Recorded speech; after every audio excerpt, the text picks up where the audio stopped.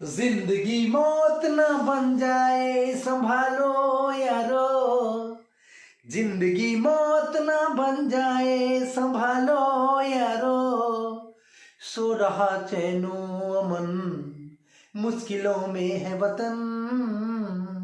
कैसे हैं सब लोग?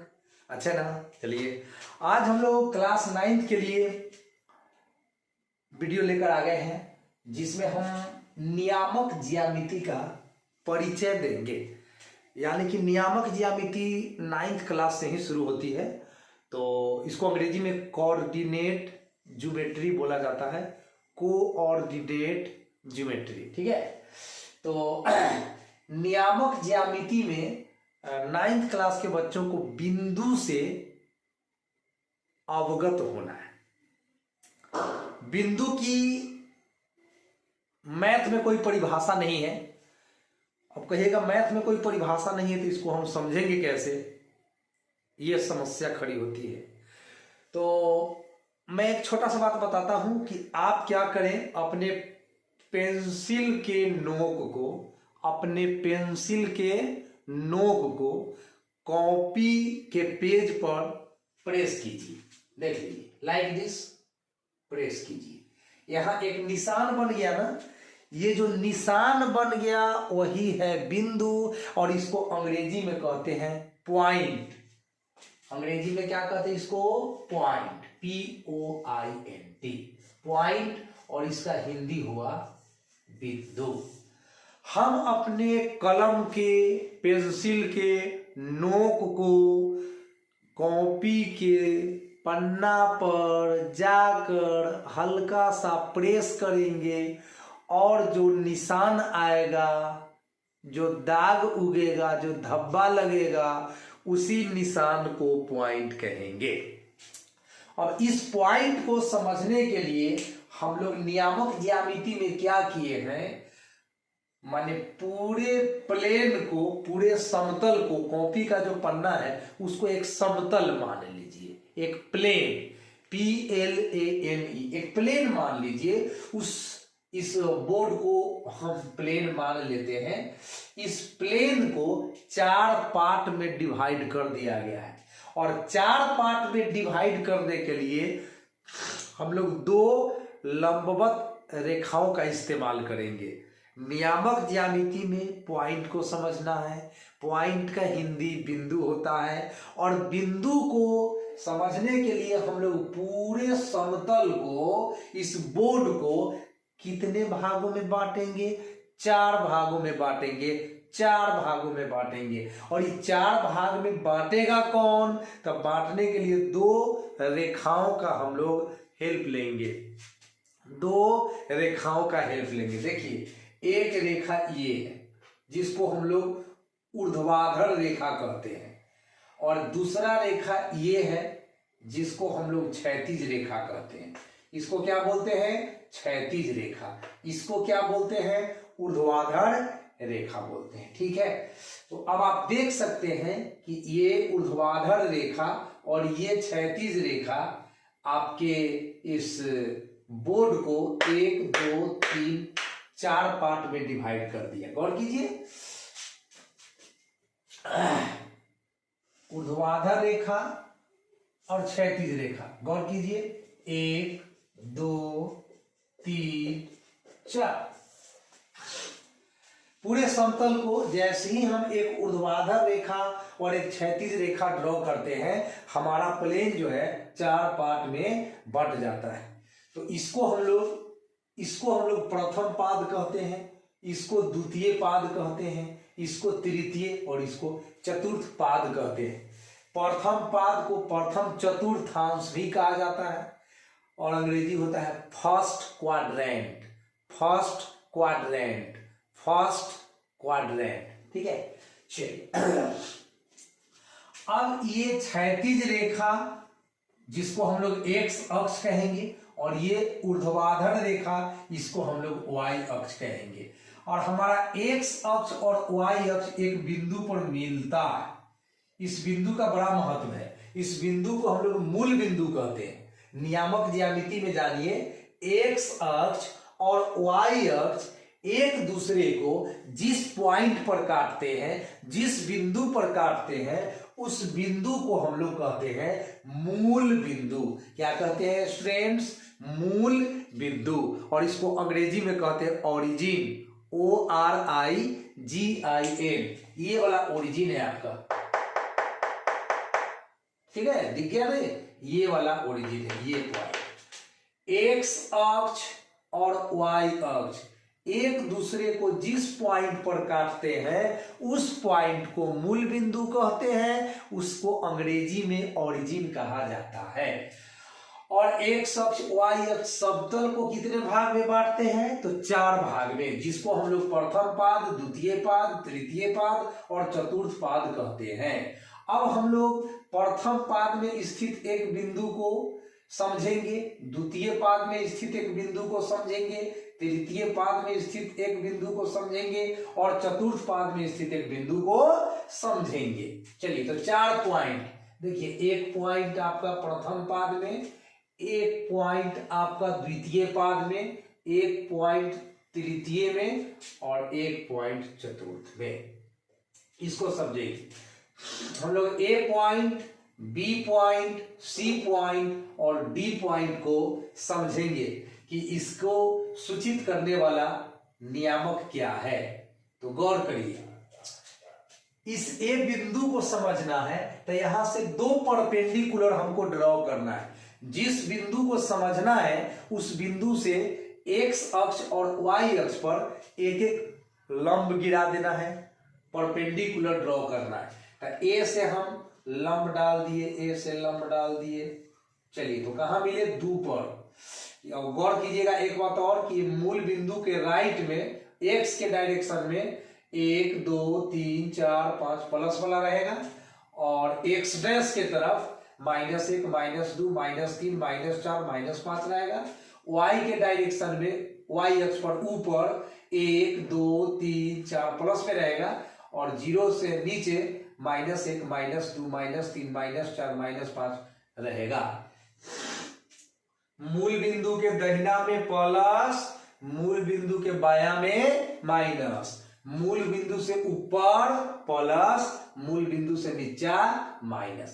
अब हमको ए पॉइंट को समझना है तो ए से लंब डाल दिए एक्स अक्ष पर, कहां मिला? 2 पर, तो हम यहां लिखेंगे 2 और इसी जगह से वाई अक्ष पर लंब डालेंगे तो कहां मिला? 3 पे जाके, तो कॉमा के बाद लिखेंगे 3। मतलब ये जो बिंदु है इसको 2,3 द्वारा हम लोग प्रकट करते हैं और कहते हैं कि ए का नियामक, कहते हैं मैथ में कि ए बिंदु का नियामक, ए बिंदु का नियामक 2,3 है। यानी एक बिंदु को सूचित करने के लिए हम 2 संख्या का हेल्प लेते हैं। एक बिंदु को सूचित करने के लिए हम लोग 2 संख्या का सहारा लेते हैं। उसमें पहला संख्या को हम लोग एक्स नियामक या भुज कहते हैं और दूसरा संख्या को वाई नियामक या कोटि कहते हैं।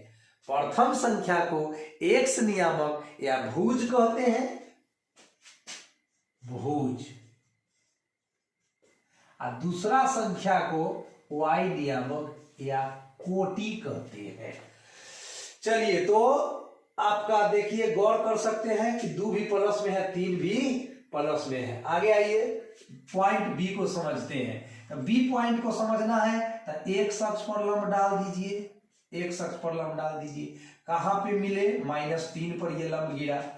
अब y अक्ष पर एक लंब डाल दीजिए, यहां से y अक्ष पर एक लंब डाल दीजिए। कहां मिला? 1 पर मिला, 1 पर मिला। तो पहले x का वैल्यू लिखते हैं -3, उसके बाद y का वैल्यू लिखते हैं 1। हमेशा याद रखिएगा कि कॉमा के पहले x का वैल्यू, कॉमा के बाद y का वैल्यू, ठीक ना। तो इस बिंदु b का हम लोग कहते हैं कि b बिंदु का नियामक -3,1 है। बी बिंदु का नियामक -3,1 है। गौर कीजिएगा, x माइनस में है और y प्लस में है। आगे बिंदु सी को समझते हैं। तो सी बिंदु को समझने के लिए कै गो लंब डालेंगे? 2 लंब डालेंगे। कहां कहां डालेंगे? तो on the x axis, on the y axis. चलिए, तो एक्स एक्सिस के ऊपर लंब डालते हैं। तो कहाँ मिले, -3 पे मिले। y अक्ष पर लंब डालते हैं, ये भी -3 पे ही मिला। चलिए, तो C बिंदु का नियामक हो गया -3, -3। यहां गौर कीजिएगा कि तृतीय पाद में जो बिंदु है उसका x भी निगेटिव है और y भी निगेटिव है। यानी तृतीय पाद में जो बिंदु है, तृतीय पाद में जो भी बिंदु होगा उसका x भी निगेटिव होगा और y भी निगेटिव होगा। मतलब x भी ऋणात्मक होगा और y भी ऋणात्मक होगा। आगे आइए, चतुर्थ पाद, ये है चतुर्थ पाद, 1 2 3 4, 1 2 3 4। चतुर्थ पाद में एक बिंदु है हमारे पास D।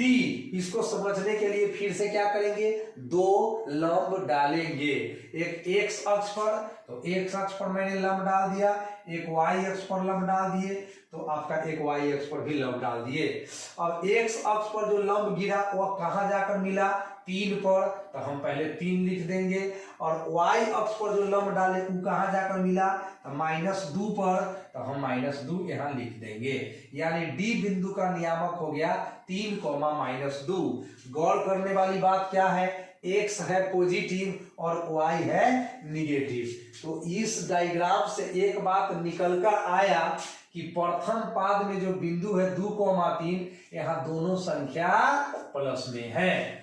द्वितीय पाद में जो B बिंदु है उसमें x है माइनस में और y है प्लस में। गौर कीजिएगा, तृतीय पाद में जो ये C बिंदु है इसका x भी निगेटिव है और y भी निगेटिव है। चतुर्थ पाद में जो D बिंदु है इसका x है पॉजिटिव लेकिन इसका y है निगेटिव। चलिए आगे, x अक्ष तथा y अक्ष का कटान बिंदु, फिर से बोल देता हूं, x अक्ष तथा y अक्ष का यही है कटान बिंदु। ये कटान बिंदु को मैथ में मूल बिंदु कहा जाता है, मूल बिंदु कहा जाता है। अंग्रेजी इसका ओरिजिन होता है और ओरिजिन कहा जाता है। इसका नियामक 0,0 होता है। यानी ये जहां x अक्ष और y अक्ष मिलता है उस पॉइंट पर x भी 0 होता है और y भी 0 होता है। 9th क्लास के बच्चों से बार बार पूछा जाता है परीक्षा में कि मूल बिंदु का नियामक क्या होता है, तो बउआ रे जाके टिक मार दिया 0,0। मूल बिंदु का नियामक 0,0। और ये मूल बिंदु का मतलब क्या हुआ, ये मूल बिंदु का मतलब हुआ जहां पर x अक्ष और y अक्ष एक दूसरे से मुलाकात करते हैं, भेंट करते हैं, वह वाला बिंदु को हम लोग ओरिजिन या मूल बिंदु कहते हैं। तो यहाँ पर नियम आया सामने, प्रथम पाद का पहचान है प्लस कॉमा प्लस, द्वितीय पाद का पहचान है माइनस कॉमा प्लस, तृतीय पाद का पहचान है माइनस कॉमा माइनस, चतुर्थ पाद का पहचान है प्लस कॉमा माइनस।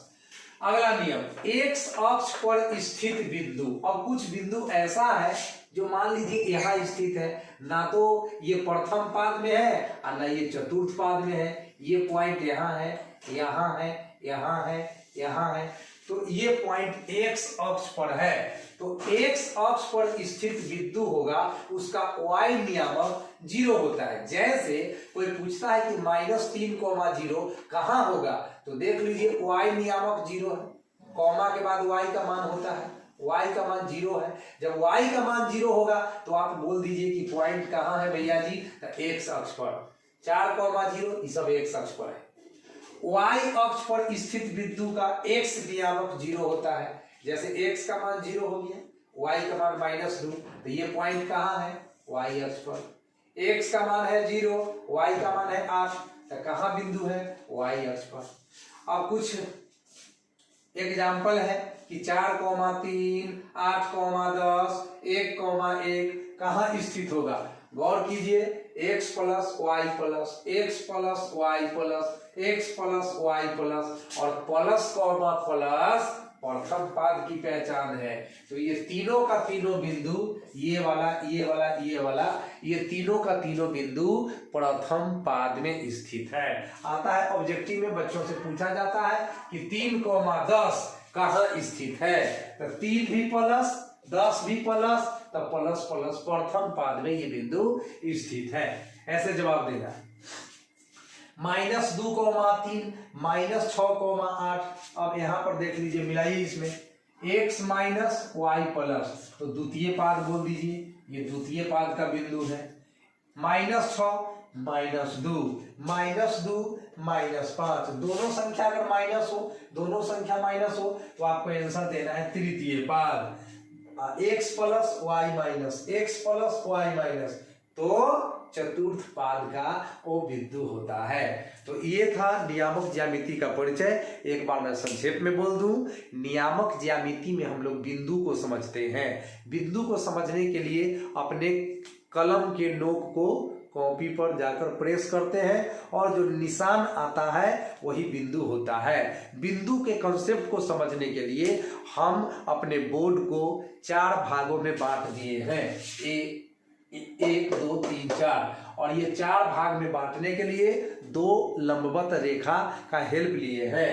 एक है आपका y अक्ष, एक है x अक्ष। x अक्ष और y अक्ष मिलकर पूरे समतल को 4 भाग में बांट दिया है।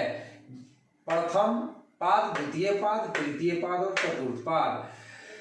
एक्स अक्ष वाई अक्ष एक दूसरे से जहां भेंट करता है, एक्स अक्ष वाई अक्ष का जो कटान बिंदु होता है, उसको मूल बिंदु कहते हैं। प्रथम पाद प्लस प्लस, द्वितीय पाद माइनस प्लस, तृतीय पाद माइनस माइनस और चतुर्थ पाद प्लस माइनस होता है। तो इतनी सारी बातों का आप ध्यान में रखेंगे तो आपको नियामक ज्यामिति का बेस सही हो जाएगा।